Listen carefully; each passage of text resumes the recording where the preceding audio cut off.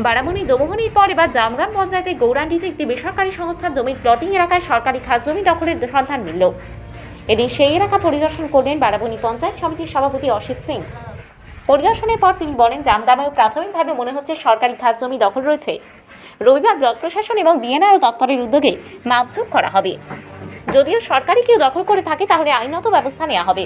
প্রসঙ্গত, দিন কয়েক আগে প্রশাসনের হস্তক্ষেপে দমোহনীতে দখল করা সরকারি খাসজমি পুনরুদ্ধার করা হয়েছে, কিন্তু তারপরেও দেখা যাচ্ছে সরকারি খাসজমি দখল করা হচ্ছে।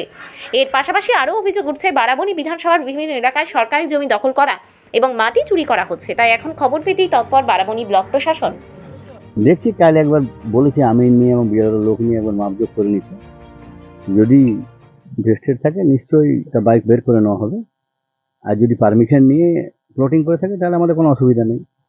এখানে দেখা যাচ্ছে অনেক পঞ্চায়েতের ভিতরে মানে প্লটিং যেখানে হচ্ছে এখানে ভেস্টের জমি অনেক বেশি।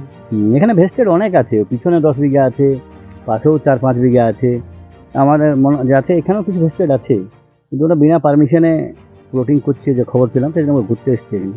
কিছুদিন আগে দেখা গেল আপনারা বাড়াবাড়িতে হচ্ছিল ওই মতো প্লটিং মতে ওটাকে ভাঙা গেল দেয়াল ফেয়াল, কি এমনি কি এইদিকে হবে? আর নিজেই বলবো যদি যে তোমরা যদি ভেস্টেড দখল করে থাকো ওটা ছেড়ে দাও। এখন তো ওদের কোনো এখানে কি হয়নি, তো যদি ছোট ছোট ওয়াল আছে নিশ্চয়ই ওরা ভেঙে দেবে।